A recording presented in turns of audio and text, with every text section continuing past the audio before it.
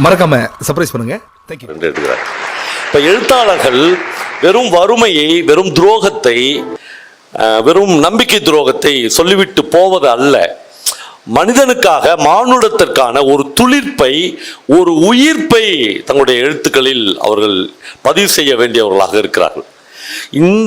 இந்த நிலப்பரப்பில் இருந்து எழுதின கு. அழகிரிசாமி என்கிற ஒரு எழுத்தாளனை இந்த நூற்றாண்டின் கரெக்டா இந்த வருஷம் அவருக்கு 100 விழா கொண்டாடுகிறார்கள்.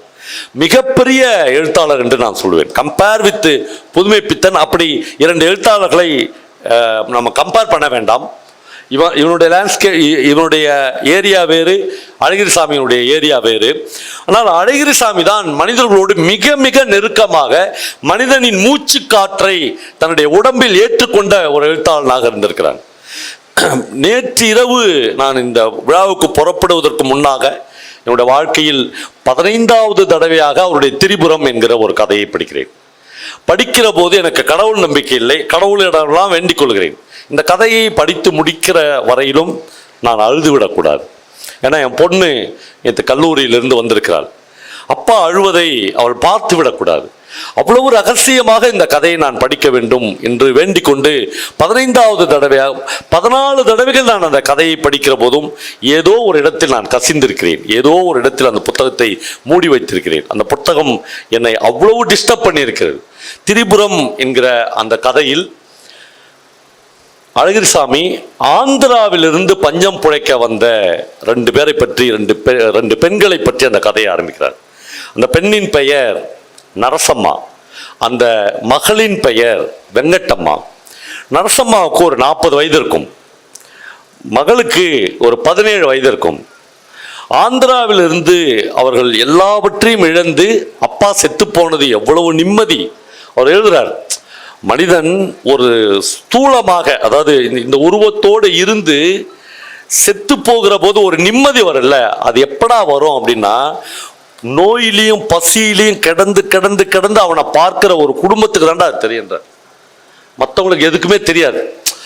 இவன் எவ்வளவு தூரம் இந்த உலகத்தை, இந்த பூமியை அடைத்து கொண்டிருந்தான் என்பது வேதனையை மீறி, துக்கத்தை மீறி, கண்ணீரை மீறி அப்பதான்டா உனக்கு தெரியும் என்கிறார். அவங்க 2 பேரும் சென்னைக்கு வந்து சேருகிறார்கள். வீட்டில் வாசலில் ஒன்றுமே இல்லை. ஆந்திராவில் இருந்த ஒரு சின்ன வீடும் விற்று கடன் கொடுத்தாகிவிட்டது. சென்னையில் அப்பொழுது கக்கூஸ் கழுவதற்கு மட்டும்தான் ஆட்கள் வேலைக்கு தேவைப்படுகிறார்கள். தங்களுடைய சொந்த ஜாதியும் தாங்கள் வாழ்ந்த பெருமையும் அந்த வேலை செய்ய முடியாதே என்பதற்காக ஒரு ரயிலில் ஏறி மனம் போன போக்கில் அந்த செக்கிங் இன்ஸ்பெக்டர் வந்து பிடிக்கிறான்ல, அவன் எங்கே பிடிக்கிறானோ அந்த ஊரில் போய் இறங்கலாம் என்று வருகிறார்கள். அவர்கள் வந்து இறங்குகிற இடம் விருதுநகர். விருதுநகர் ரயில்வே ஸ்டேஷனில் வந்து செக்கிங் இன்ஸ்பெக்டர் கழுத்தை பிடிச்சி 2 பேரையும் வெளியே தள்ளுகிறார். இங்கிருந்து நடந்தே கோவில்பட்டிக்கு பக்கமாக, கோவில்பட்டிலாம் ஊர்லாம் தெரியாது அவர்களுக்கு, பாஷை தெரியாது. ஆனால் தென் தமிழ்நாட்டு பக்கமாக நடந்து போனால் ஜீவிதம் உண்டு என்று நம்புகிற 2 அபலை பெண்களாக வெங்கட்டம்மாவும் நரசம்மாவும் நடந்து கொண்டே இருக்கிறார்கள். தென் தமிழ்நாட்டிலிருந்து, கோவில்பட்டியிலிருந்து, திருநெல்வேலியிலிருந்து, கயத்தாறிலிருந்து பல குடும்பங்கள் மூட்டை முடிச்சோட வட தமிழ்நாட்டை நோக்கி நடந்து கொண்டிருக்க. எங்காவது போனால் ஒரு வேளை சாப்பிட்டுட்டு பிழைத்துக் கொள்ளலாம் என்று அவர்கள் இந்த பக்கமாக போகிறார்கள். 2 பேரும் சந்தித்துக் கொள்ளுகிற மையங்கள்ல யாருக்கும் பேசுவதற்கு வார்த்தைகளே இல்லை, சொற்களே இல்லை. பசியும் பஞ்சமும் வாட்டுகிற ஒரு இடத்தில் அழகிரிசாமி அவர்கள் கோவில்பட்டியில் போய் தஞ்சமடைகிறார்கள் என்றெல்லாம் என்னால் எழுத முடியாது என்று அழகிரிசாமி எழுதுகிறார். என்னால் தஞ்சமடைவதற்கென்றால் ஒரு வீடு வேண்டும், ஒரு குடிசை வேண்டும், எதுவுமே இல்லை. அந்த பொண்ணுக்கு பசி உயிரை கொள்ளுது. அந்த பொண்ணு இவளை விட கேவலமான ஒரு சீலை அணிந்திருக்கிறாள். 100 கிழிசல் அந்த சேலையில் இருக்கிறது. அம்மாவை விட பொண்ணு கட்டி கொண்டிருப்பது இன்னும் மோசமான ஒரு சேலையாக இருக்கிறது. 2 பேரும் கோவில்பட்டியில் அலைந்து முடிந்து ஒரு ஆற்றங்கரை ஓரமாக போய் உட்கார்ந்து என்ன பண்றதுன்னு தெரியாமல் அந்த பசியில ஒரு மத்தியானத்துல அவள் படுப்பதற்கு முன்னால் அவள் 2 பேர்களுடைய கண்களுக்கும் யாரோ தின்று போட்ட ஒரு வெள்ளரிக்காய் தெரிகிறது. மகளுக்கு தெரியாமல் அந்த வெள்ளரிக்காயை தான் எடுத்துவிட வேண்டும் என்று நர்சம்மா விரும்புகிறாள். ஆனால் மகள் ஒரு அம்மாவாகிய நம்மை எவ்வளோ கேவலமாக பார்ப்பாள் என்று அவளுக்கு மனம் பதறுகிறது. ஆனாலும் வேறு வழி இல்லை. பசி எல்லாவற்றையும் விட கொடுமையானது. மகள் பார்த்தாலும் பரவாயில்லை, நம்முடைய மானம் போனாலும் பரவாயில்லை என்று யாரோ தின்று போட்ட அந்த வெள்ளரிக்காயை கையில் எடுக்கிறாள் நரசிம்மா. மகள் பார்க்கிறாள். பார்த்தோன்னே அவ வந்து கீழே போட்டுறாள் அந்த வெள்ளரிக்காயை. ஒன்றும் இல்லை, இது என்ன காயின்னு பார்த்தேன் பாப்பா என்று சொல்கிறார். ஆனால் கீழே போட்டமே என்கிற பதைப்பு இருக்கிறது. ஒரு ரைட்டர் எவ்வளவு வாழ்க்கையை பற்றிய நிதர்சனங்கள் கீழே போட்டுட்டு ஐயோ இதையும் கீழே போட்டமே என்று போடுகிறார்கள். அதை விட்டு ஒரு 100 அடி தூரத்தில் போய் ஒரு தண்ணி வண்டிக்கு பக்கத்தில் பசியின் மயக்கத்தில் வெங்கட்டம்மா படுத்து விடுகிறார். இவ மட்டும் தலைமாட்டிலேயே உட்கார்ந்து கொண்டிருக்கிறார். மகள் நன்றாக தூங்குகிறாள். அந்த வெப்பத்தில் நன்றாக தூங்குகிறாள். நர்சம்மா 100 அடி தூரம் மறுபடியும் போய் இப்போ அந்த வெள்ளரிக்காயுடைய பீஸ் இருக்கிறதா என்று பார்க்க அப்படியே கிடக்குது. ஆனால் யாரோ ஒருத்தன் மிதித்து இருக்கிறான். அதுக்கு முன்னாடி யாருடைய காலோ அதில் பட்டு இருக்குது. பரவாயில்லை என்று எடுத்து தன்னுடைய சீலையில் அதை துடைத்து விட்டு சாப்பிட்றான். வேறு எந்த போக்கிடமும் இல்லாமல் அம்மாவும் பெண்ணும் அங்கே இருக்கிறார்கள். தண்ணி வண்டியில் தண்ணி ஏற்றி கொண்டிருந்த ஹோட்டலில் வேலை செய்கிற யாரோ 2 பசங்க வந்து இவங்ககிட்ட பரிதவிப்போடு கேட்குறாங்க, என்னாச்சு? பசிக்குது என்று அந்த அம்மா சொல்கிறார். நீங்கள் இங்கேயே உட்காந்துருங்க, நாங்கள் ஹோட்டலில் போய் நாங்கள் வேலை செய்கிற ஹோட்டலில் போய் சாப்பாடு எடுத்துன்னு வரோம் என்று போகிறார்கள். அந்த வெங்கட்டம்மா எழுந்து அம்மா கிட்ட அழறா, இந்த ஜென்மத்தை இதுக்கு மேலே வச்சுன்னு இருக்கணுமாமான்னு கேட்குறா. இடையில் ஒரு விஷயத்தை அழகிரிசாமி நுட்பத்தோடு எழுதுகிறார். இடையில் அம்மாவின் சீலை மகளுக்கும் மகளின் கண்டதான சீலை அம்மாவுக்கும் மாற்றப்படுகிறது. அம்மா நினைக்கிறார், நம்மளுக்கு 40 வயசு ஆயிடுச்சு, நம்ம பொண்ணுக்கு 17 வயசு, இவ்வளவு இத்து போன ஒரு சீலையை நாம் கட்டினுக்கிறதுல அர்த்தம் இல்லை. 2 பேரும் மாற்றிக்கொள்கிறார்கள். அந்த பசங்க மீந்து போன 4-5 இட்லி, கொஞ்சம் சட்னி, சாம்பார் ஏதோ எடுத்துன்னு வந்து இவர்களுக்கு கொடுக்குறார்கள். அவ்வளவு ருசியாக இருக்குது. பசியின் உச்சத்தில் தான் உங்களுக்கு வந்து டேஸ்ட் எல்லாமே, சுவை எல்லாமே மாறக்கூடியது. அப்படி சாப்பிட்டுட்டு நிம்மதியாக இருக்கிறார்கள். ஆனாலும் அழகிரிசாமி அந்த கதையில் எழுதுகிறார், சாப்பிட்டு முடிச்சு 4 மணி நேரத்தில் மறுபடியும் பசித்தது என்று எழுதுகிறார். 4 hours மறுபடியும் பசித்தது. 4வது மணி நேரம் அம்மா மகளை அதே இடத்தில் படுக்க வைத்துவிட்டு அந்த கடை வீதியில் நடந்து போகிறாள். அந்த பையன் ஹோட்டல்லேருந்து இட்லி எடுத்துன்னு வந்து கொடுத்த அந்த ஹோட்டலை கடந்து போகிறாள். அந்த பையன் பின்னாடியே வருகிறான்.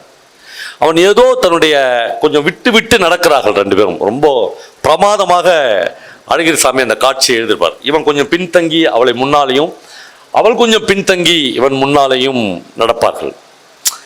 அந்த காட்சியை அழகிரிசாமி எழுதுகிற போது ஏதோ ஒரு தருணத்தில் அவள் அவனுக்காக இணங்கினாள் என்று எழுதுகிறார். இப்போது அவள் கையில் 10 ரூபாய், ஒரு முழு 10 ரூபாய் இருக்கிறது.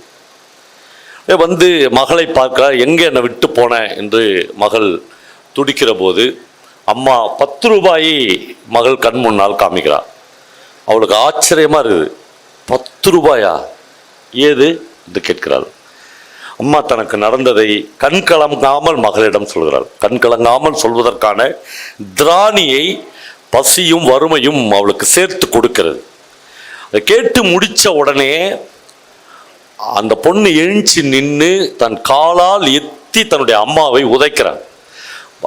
அந்த காட்சியை மட்டும் ஒரு அரை பக்கத்திற்கு அழகிரிசாமி எழுதியிருக்கிறார். அப்படி மூக்கில் குத்துறா. ஒரு கட்டத்தில் அம்மா செத்துட்டா என்று, மூச்சு இருக்கிறதா என்று பார்க்கிறாள். அம்மாவுக்கு மூச்சு இருக்கிறது.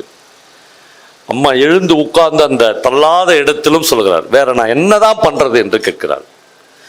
இப்பொழுது யாருமே எதிர்பார்க்காத ஒரு இடத்தை அழகிரிசாமி எழுதுகிறார். என்னதான் பண்றது என்று அந்த மகள் வெங்கட்டம்மா கேட்கிற போது, அந்த நர்சம்மா கேட்கிற போது வெங்கட்டம்மா சொல்றா, நான் இல்லை என்று சொல்கிறார். நான் இல்லை சொல்கிறார். அந்த இரவில் இன்னொரு 10 ரூபாய் வெங்கட்டம்மா கையிலும் கிடைத்தது என்று அழகிரிசாமி எழுதுகிறார். வெங்கட்டம்மாவும் நர்சம்மாவும் சேர்ந்து கோவில்பட்டி ரயில் நிலையத்தில் உட்கார்ந்து கொண்டு கையில் இருந்த அந்த 10 ரூபாயை திருப்பி திருப்பி பார்த்து கொண்டிருந்தார்கள். அவர்களுக்கு அது கடவுளாகவும் அவர்களுக்கு அது பிசாசாகவும் அவர்களுக்கு இது மண்ணாகவும் அவர்களுக்கு அந்த 10 ரூபாய் பசியாகவும் அந்த 10 ரூபாய் தெய்வமாகவும் எல்லாமுமாக அந்த 10 ரூபாய் இருந்தது. நண்பர்களே, இதை கடந்துதான் கோவில்பட்டியும் விருதுநகரும் இன்றைக்கு இப்படி ஒரு இடத்துக்கு வந்திருக்கிறது. நம்முடைய வரலாறை தெரிந்து கொள்வதற்கு ஒரு வெள்ளரி பிஞ்சிக்காக ஒரு அம்மா மகளிடக்கு தெரியாமல் அதை எடுத்து சாப்பிட்டுணும் என்பதற்காக பரிதவித்த ஒரு பூமியிலிருந்து தான் இந்த எழுத்தாளர்கள் இந்த விஷயத்தை நமக்கு சொல்லுகிறார்கள். இது நம்முடைய நில வரைவியலின் ஒரு முக்கியமான தருணம். இந்த தருணத்தை வாழ்வின் உச்சத்தில் உட்கார்ந்துன்னு பீட்சாவும் பர்கரும் சாப்பிடுகிற ஒரு பையனுக்கு இந்த தருணம் ஞாபகம் வருகிற போது அவனுடைய மனது பதற வேண்டும். நாம் இதை கடந்துதான் வந்திருக்கிறோம். இதை கடந்துதான் நம்முடைய வாழ்க்கை இருக்கிறது. இந்த 3-4 வீடுகளுக்கும் 3-4 அறைகளுக்கும் ஏசி போட்டு ரிமோட்ல ஏசி போட்டு தூங்குகிற இந்த வாழ்க்கை இந்த கோவில்பட்டியின் விருதுநகரின் சாத்தூரின் வெக்கையிலும் வறுமையிலும் பசியிலும் சோரம் போன ஒரு அம்மாவுக்கும் மகளுக்கும் அவர்களை கடந்த காற்றிலும் கிடைத்த ஒரு காற்று தான் இந்த ஏசி காற்று என்பது நமக்கு ஞாபகம் வரும். அதைத்தான் இலக்கியம் திருப்பி திரும்பி நமக்கு சொல்லுது.